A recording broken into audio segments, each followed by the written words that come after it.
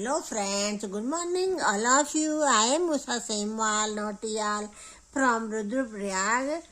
कैसे हो दोस्तों? आई होप ठीक ही होंगे। मैं भी ठीक हूँ, मस्त हूँ। और आज के ब्लॉग में मैं एक स्टोरी सुना रही हूँ।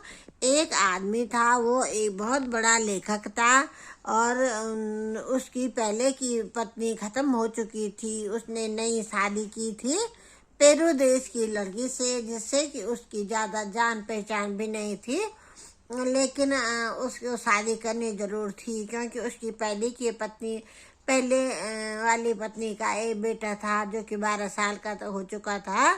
उसकी देखभाल के लिए उसने शादी की थी और जब उसने शादी की तो 1 साल में उसकी पत्नी ने खूबसूरत दूसरे पुत्र को जन्म दिया था और वो दोनों बच्चों को पाल रही थी, अपने बच्चे को भी और जो पहले का पुत्र था उसको पाल रही थी। जो वो लेखक था, वो अपने बड़े पुत्र को बहुत प्यार करता था, इसलिए भी कि उसको माँ की भी कमी न हो। भले ही वो महिला भी उसको बहुत प्यार करती थी बेटे को, लेकिन बेटा उसको हमेशा गलत दृष्टि से देखता था कि ये मेरी सौतेली माँ है, ये तो अच्छी हो ही नहीं सकती। तो एक बार उनकी मेड काम करने आई थी, तो उस मेड ने देखा कि वो पेरू देश की महिला अपने छोटे बेटे के गले पे कुछ चूस रही है। तो उस महिला ने मेड से कहा कि मालिक से मत कहना, मैं तुझे एक्स्ट्रा पैसे दूंगी। तो उसने उसको जो है 50 रुपये दिए और कहा कि मेड साहब को मत बताना कि जो तूने देखा साहब को मत बताना। मेड ने साहब को बताया कि आपकी पत्नी जो पेरू देश वाली है वो तो ऐसा करती है।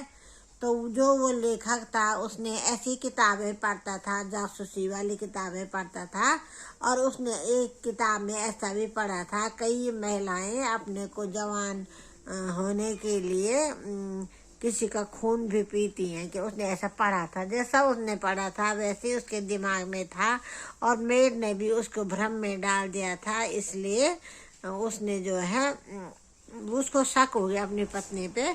और एक दिन उसने देखा कि सचमुच वो घटना जो मेड ने बताई थी वो सच है। तो वह बहुत परेशान हो गया और उसने अपनी पत्नी को खींचा, बच्चे को अपनी गोद में लिया, अपनी पत्नी को कमरे में डाल के बाहर से लॉक कर दिया कि मैं कैसी लड़की से शादी कर दी जो अपने बेटे का खून पी रही है। ऐसे कैसे हो सकता? मेरे बड़े बेटे साथ न जाने कितना बुरा बर्ताव करती होगी ये लेडी।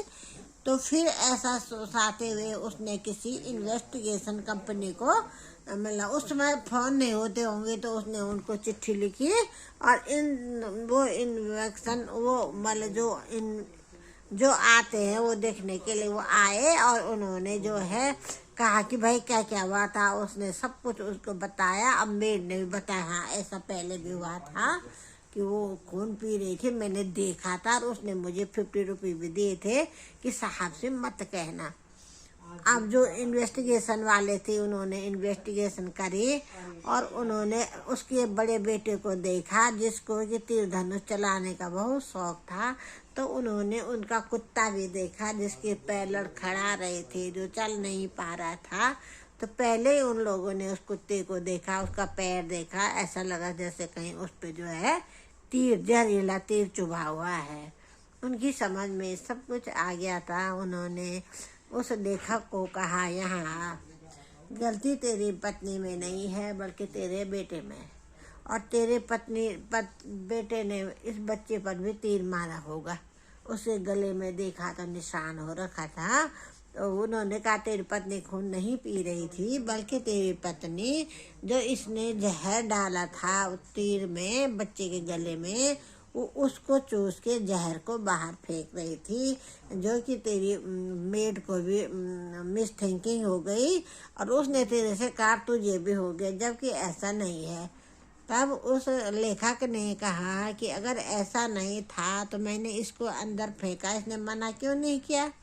उसने कहा जब उसने मुंह से जहर को चूसा तो उसे भी तो कुछ नशा लगा होगा, नशे की हालत में, इसलिए उसने कुछ नहीं कहा था। अब उसकी समझ में सारी बातें आ गई थी, इन्वेस्टिगेशन वालों ने उसके 15 साल के पुत्र को बुलाया और कहा, क्यों भाई, बहुत शौक है आपको तीर धनुष का? उसने कहा हाँ।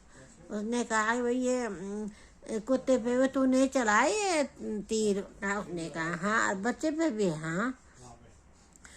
तब वो महिला भी होश में आई तो उस महिला ने कहा, मैंने जहर चूस के फेंका था, इसलिए मुझे भी नशा लग गया था, और आप ऐसा सोचते हो मेरे बारे में। तो इस प्रकार से कहानी हल हो गई कि तब उसको सुधारने के लिए बहुत कोशिश की गई। तब उसने तीर धनुष चलाना बंद किया। बाय दोस्तों, आज की कहानी तो हो गई है ख़त्म।